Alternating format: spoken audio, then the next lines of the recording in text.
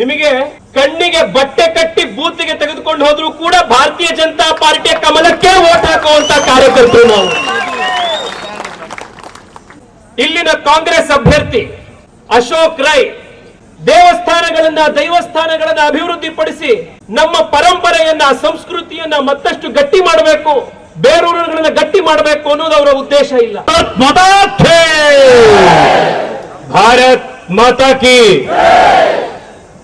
ಅಲ್ಲಿ ಹಿಂದೆಯಿಂದ ಸರಿಯಾದಂತ ಮಟ್ಟದಲ್ಲಿ ತಾಕತ್ನಲ್ಲಿ ಧ್ವನಿ ಕೇಳಲಿಲ್ಲ. ಎರಡೂ ಕೈಯನ್ನ ಮುಷ್ಟಿ ಕಟ್ಟಿ ಭಾರತ್ ಮಾತಾ ಕಿ, ಭಾರತ್ ಮಾತಾ ಕಿ, ಒಂದೇ ಒಂದೇ. ಆತ್ಮೀಯ ಕಾರ್ಯಕರ್ತ ಬಂಧುಗಳೇ, ಜಿಲ್ಲೆಯ ಅಧ್ಯಕ್ಷರ ಜೊತೆಗೆ 5 ವರ್ಷಗಳ ಹಿಂದಿನ ನೆನಪನ್ನ ಮಾಡ್ತಾ ಇದ್ದೆ. ನಿಮಗೆ ನೆನಪಿರಬಹುದು, 5 ವರ್ಷಗಳ ಹಿಂದೆ ಯುವ ಮೋರ್ಚಾದ ಒಬ್ಬ ಅತ್ಯಂತ ಸಾಮಾನ್ಯ ಕಾರ್ಯಕರ್ತನಾಗಿ ಇದೇ ಪುತ್ತೂರಿಗೆ ಅವತ್ತು ಸಂಜೀವಣ್ಣನ ನಾಮಿನೇಷನ್ ಕಾರ್ಯಕ್ರಮಕ್ಕೆ ನಾನು ಅವತ್ತು ನಿಮ್ಮ ಮಧ್ಯ ಬಂದಿದ್ದೆ. ಒಟ್ಟಿಗೆ ಕೆಲಸ ಮಾಡ್ಕೊಂಡಿದ್ದಂತ ನಮ್ಮೆಲ್ಲ ಕಾರ್ಯಕರ್ತರು, ಇವತ್ತು ಕಿಶೋರಣ್ಣ ಇರ್ಬೋದು, ನಮ್ಮ ಸಹಜರಿರ್ಬೋದು, ಬಹಳ ಜನ ನಮ್ಮ ಕಾರ್ಯಕರ್ತರು, ನಾವೆಲ್ಲರೂ ಕೆಲಸ ಮಾಡಿದವರು, ನಾವೆಲ್ಲರೂ ಸಂಘಟನೆಯಲ್ಲಿ ಇವತ್ತು ಬೇರೆ ಬೇರೆ ಜವಾಬ್ದಾರಿಗಳನ್ನು ತೆಗೆದುಕೊಂಡು ಮೇಲ್ ಬೆಳೆದಿದ್ದೀವಿ. ಜವಾಬ್ದಾರಿಗಳನ್ನು ನಮ್ಮ ಮೇಲೆ ಕೊಟ್ಟಿದೆ. ನಿಮ್ಮೆಲ್ಲರ ಆಶೀರ್ವಾದದಿಂದಾಗಿ, ಸಂಘಟನೆಯ ಹಿರಿಯರ ಆಶೀರ್ವಾದದಿಂದಾಗಿ ಬೆಂಗಳೂರು ದಕ್ಷಿಣದ ಸಂಸದನಾಗಿ, ಯುವ ಮೋರ್ಚಾದ ರಾಷ್ಟ್ರೀಯ ಅಧ್ಯಕ್ಷನಾಗಿ ನಿಮ್ಮ ಎದುರುಗಡೆ ಇವತ್ತು ಬರುವಂತಹ ಒಂದು ಸೌಭಾಗ್ಯ ನೀವೆಲ್ಲರೂ ಕಲ್ಪಿಸಿಕೊಟ್ಟಿದ್ದೀರಿ. ನಿಮಗೆ ಮತ್ತೊಮ್ಮೆ ಧನ್ಯವಾದವನ್ನು ಅರ್ಪಿಸ್ತಾ ಇದ್ದೇನೆ.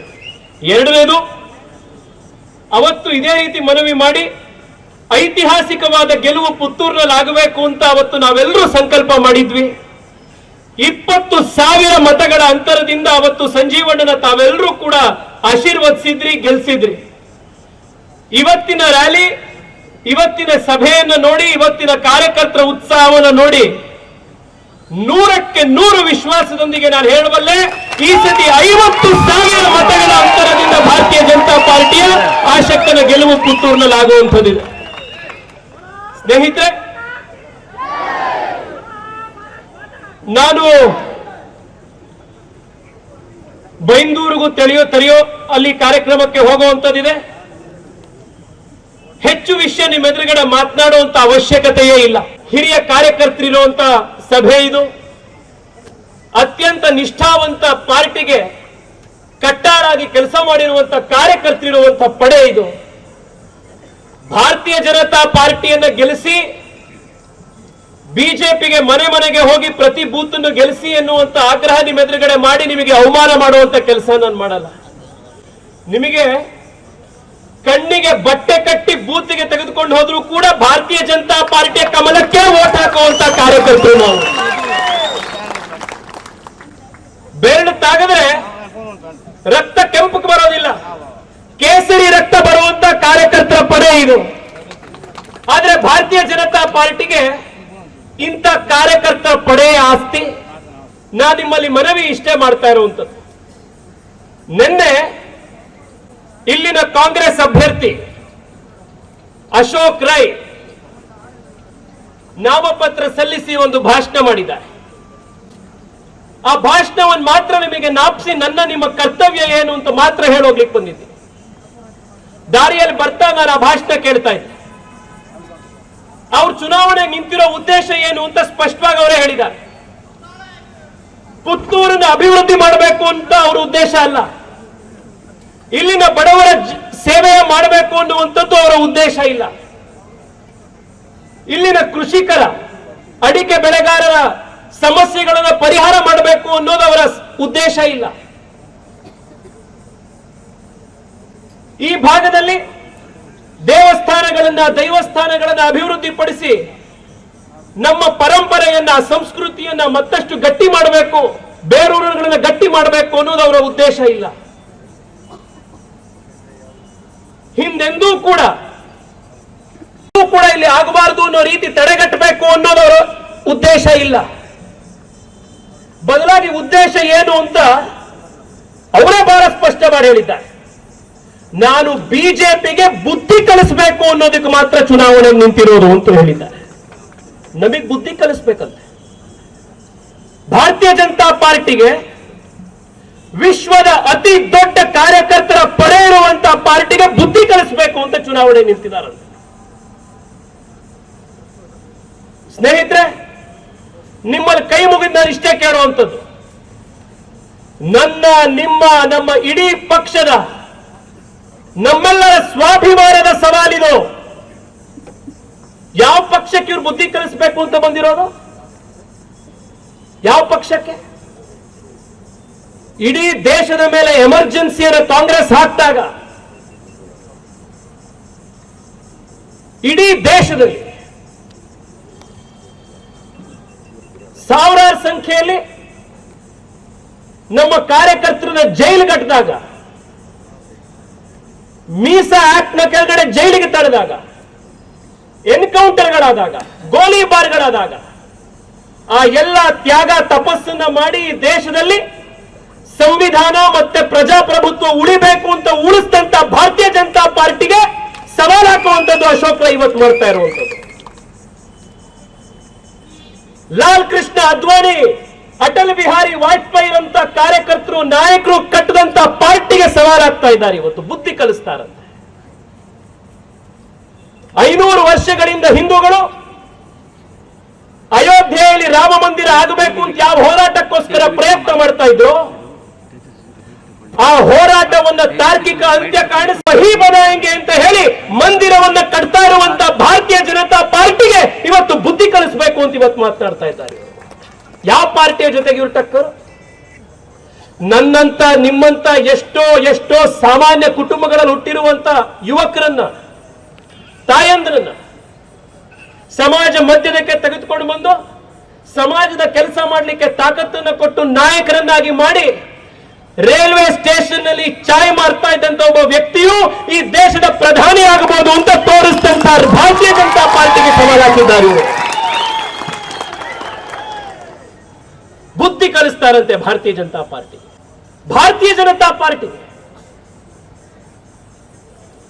ಇಡೀ ದೇಶಕ್ಕೆ ಅಭಿವೃದ್ಧಿಯ ಹೊಸ ಶಕೆ ಬರೆದಿರುವಂತ, ಇಡೀ ವಿಶ್ವ ನಿಬ್ಬೆರಗಾಗಿ ಭಾರತದ ಕಡೆಗೆ ನೋಡುವಂತ ಹೊಸ ಶಕ್ತಿ, ತಾಕತ್ತು, ನೇತೃತ್ವ ಕೊಟ್ಟಿರುವಂತ ನರೇಂದ್ರ ಮೋದಿ ಅವರ ಪಾರ್ಟಿಗೆ ಬುದ್ಧಿ ಕಲಿಸ್ಲಿಕ್ಕೆ ಇವ್ರ ಕೈಲಿ ಸಾಧ್ಯ ಇದೆಯಾ? ಉತ್ತರ ಕೊಡಿ ಸ್ನೇಹಿತರೆ. ಸಾಧ್ಯ ಇದೆಯಾ ಇವ್ರ ಕೈಲಿ? ಪುತ್ತೂರಿನ ಜನ, ಪುತ್ತೂರಿನ ಕಾರ್ಯಕರ್ತರು ಅಶೋಕ್ ರೈರ ಈ ಸವಾಲನ್ನ ನಾವು ಸ್ವೀಕರಿಸಿದ್ದೇವೆ ತಾನೆ? ಈ ಬಾರಿ ನಾನು ನಿಮ್ಮಲ್ಲಿ ಮನವಿ ಮಾಡ್ತಾ ಇದ್ದೇನೆ ಸ್ನೇಹಿತರೆ, ಈ ಧಾರ್ಷ್ಟ್ಯತನ ಅಧಿಕಾರಕ್ಕೆ ಬರೋದಕ್ಕಿಂತ ಮುಂಚೆಯೇ ಭಾರತೀಯ ಜನತಾ ಪಾರ್ಟಿಗೆ ನಾನು ಬುದ್ಧಿ ಕಲಿಸ್ತೇನೆ ಅನ್ನುವಂತ ಮದ, ಈ ದುರಹಂಕಾರ ಮೇ 10ನೇ ತಾರೀಕು ಇದಕ್ಕೆ ನೀವು ಉತ್ತರ ಕೊಡಬೇಕಾಗಿದೆ. ಇದು ವ್ಯಕ್ತಿ ಮತ್ತೊಂದು ವ್ಯಕ್ತಿಗೆ ಮಾಡಿರುವಂತ ಸವಾಲಲ್ಲ. ಇದು ಒಬ್ಬ ವ್ಯಕ್ತಿ ಸಂಘಟನೆಗೆ ಮಾಡಿರುವಂತ ಸವಾಲಿದು.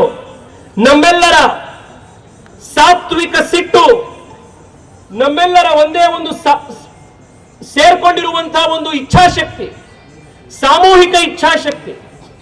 ಮೇ 10ನೇ ತಾರೀಕು ನೀವೆಲ್ಲರೂ ಮತಗಟ್ಟೆಗಳಿಗೆ ಹೋದಾಗ ಈ ಸವಾಲಿಗೆ ತಾವು ಉತ್ತರ ಕೊಡ್ತೀರಿ ಎನ್ನುವಂತ 100ಕ್ಕೆ 100 ನಂಬಿಕೆ ನನಗಿದೆ.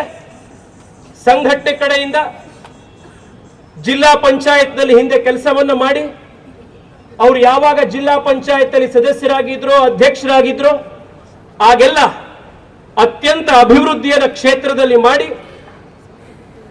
ಜನರ ಮಧ್ಯೆ, ಕಾರ್ಯಕರ್ತರ ಮಧ್ಯೆ ಯಾವಾಗಲೂ ಒಂದಾಗಿರುವಂತ, ಅತ್ಯಂತ ಸಾಮಾನ್ಯ ಕಾರ್ಯಕರ್ತರಂತಿರುವಂತ ನಮ್ಮೆಲ್ಲರ ನೆಚ್ಚಿನ ಆಶಕ್ಕನವರಿಗೆ ಪಾರ್ಟಿ ಇವತ್ತು ಅವಕಾಶ ಕಲ್ಪಿಸಿದೆ. ನಮ್ಮೆಲ್ಲರ ಜವಾಬ್ದಾರಿ ಅವರನ್ನ ಅತ್ಯಂತ ದೊಡ್ಡ ಬಹುಮತದಿಂದ ಗೆಲ್ಲಿಸುವಂಥದ್ದು. ಭಾರತೀಯ ಜನತಾ ಪಾರ್ಟಿ ಈ ಬಾರಿ ದಕ್ಷಿಣ ಕನ್ನಡ ಜಿಲ್ಲೆಯ ಅಷ್ಟೂ ಕ್ಷೇತ್ರಗಳಲ್ಲಿ, ಅಷ್ಟೂ ಕ್ಷೇತ್ರ ಅಂತಂದಾಗ ಇಲ್ಲಿರುವಂತಹ ಮಾಧ್ಯಮದ ಸ್ನೇಹಿತರಿಗೆ ನಾನು ವಿಶೇಷವಾಗಿ ಹೇಳ್ತಾ ಇದ್ದೀನಿ, ಅಷ್ಟೂ ಕ್ಷೇತ್ರ ಅಂತಂದಾಗ ದಕ್ಷಿಣ ಕನ್ನಡದ ಉಳ್ಳಾಲವನ್ನು ಸೇರಿ ಭಾರತೀಯ ಜನತಾ ಪಾರ್ಟಿ ಎಲ್ಲ ಕಡೆ ಈ ಬಾರಿ ಜಯಭೇರಿ ಗಳಿಸುವಂತದ್ದಿದೆ. ನಿನ್ನೆ ಮೊನ್ನೆಯೂ ಆ ಭಾಗದ ನನ್ನ ಯುವ ಮೋರ್ಚಾದ ಕಾರ್ಯಕರ್ತರ ಜೊತೆಗೆ ಮಾತನಾಡ್ತಾ ಇರಬೇಕಾದಾಗ ಅಲ್ಲೂ ಕೂಡ ಯಾವ ರೀತಿ ಬದಲಾವಣೆ ಶಕೆ ಪ್ರಾರಂಭ ಆಗ್ತಾ ಇದೆ ಅನ್ನೋದನ್ನ ಕಾರ್ಯಕರ್ತರು ತಿಳಿಸ್ತಾ ಇದ್ರು. ನಾನು ನಿಮ್ಮಲ್ಲಿ ಇಷ್ಟೇ ರಿಕ್ವೆಸ್ಟ್ ಮಾಡುವಂಥದ್ದು, ಕರ್ನಾಟಕದಲ್ಲಿ ಸ್ನೇಹಿತರೆ, ಪ್ರತಿ ಬಾರಿ 3, 4, 5, 7, 8 ಸೀಟ್ಗಳಲ್ಲಿ ನಾವು ಕಡಿಮೆಯಾಗಿ ಪೂರ್ಣ ಬಹುಮತದ ಬಿಜೆಪಿ ಸರ್ಕಾರ ಬರೋದ್ರಲ್ಲಿ ವಂಚಿತ ಆಗುತ್ತೆ.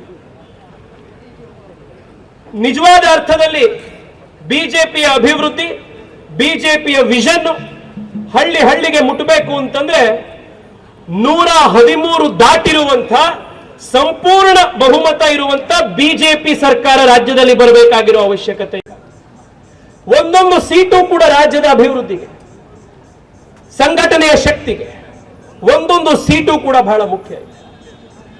ಹೀಗಿರಬೇಕಾದ್ರೆ ನಿಮ್ಮ ಒಂದೊಂದು ಮತವೂ ಕೂಡ ಸುಭದ್ರ ಮತ್ತು ಸಂಪೂರ್ಣ ಬಹುಮತದ ಭಾರತೀಯ ಜನತಾ ಪಾರ್ಟಿ ಸರ್ಕಾರ ಇಲ್ಲಿ ಬರೋದ್ರಲ್ಲಿ ಒಂದೊಂದು ಮತ ಕೂಡ ನಿಮ್ಮದು ಬಹಳ ಮುಖ್ಯ ಇದೆ. ನಾನು ನಿಮ್ಮಲ್ಲಿ ಇಷ್ಟೇ ಮನವಿ ಮಾಡುವಂಥದ್ದು, ಬರುವಂತಹ 5 ವರ್ಷಗಳ ಕಾಲ ಕರ್ನಾಟಕದಲ್ಲಿ ವೇಗವಾದಂತಹ ಅಭಿವೃದ್ಧಿ ನಾವೆಲ್ಲರೂ ಕೂಡ ನಿಶ್ಚಯ ಮಾಡಬೇಕಾಗಿದೆ. ಕಳೆದ 3.5 ವರ್ಷದಲ್ಲಿ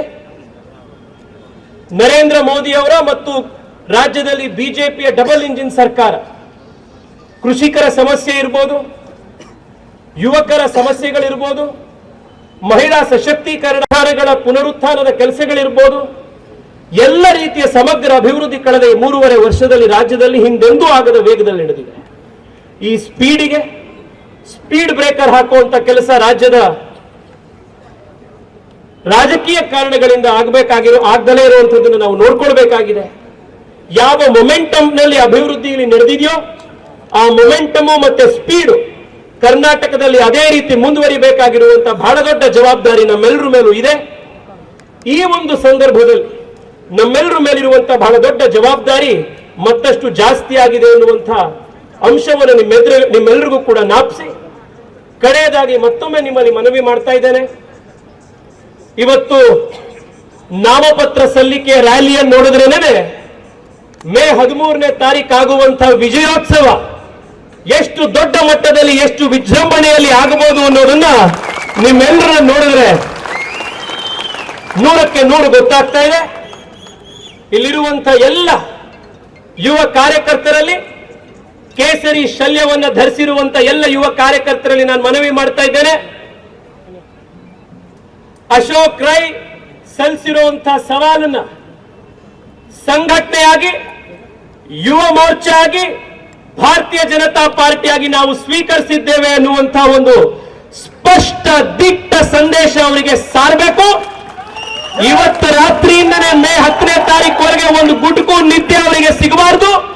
ಚುನಾವಣೆಯ ಫಲಿತಾಂಶ ಏನು ಅನ್ನೋದು ಕಾಂಗ್ರೆಸ್ನವರಿಗೆ ಇವತ್ತೇ ಗೊತ್ತಾಗಬೇಕು ಅನ್ನುವಂತ ಒಂದು ದೃಷ್ಟಿಯಲ್ಲಿ ನನ್ನ ಜೊತೆಗೆ ಕೇಸರಿ ಶಾಲನ್ನ ಕೈಯಲ್ಲಿ ಹಿಡಿದು ಭಾರತೀಯ ಜನತಾ ಪಾರ್ಟಿಗೆ ಜೈಕಾರವನ್ನ ಕೇಸರಿ ಶಾಲನ್ನ ತಿರುಗಿಸ್ತಾ ಘೋಷಣೆಯನ್ನು ಮಾಡಿ ಭಾರತ್ ಮಾತಾ ಕೀ, ಭಾರತ್ ಮಾತಾ ಕೀ, ಇದನ್ನು ಕವರ್ ಮಾಡಬೇಕು. ಇದೇ ಕೇಸರಿ ಸುನಾಮಿ, ಕೇಸರಿಯ ಬಿರುಗಾಳಿ, ಭಾರತೀಯ ಜನತಾ ಪಾರ್ಟಿಯ ಬಿರುಗಾಳಿ. ಭಾರತ್ ಮಾತಾ ಕೀ, ಭಾರತ್ ಮಾತಾ ಕೀ.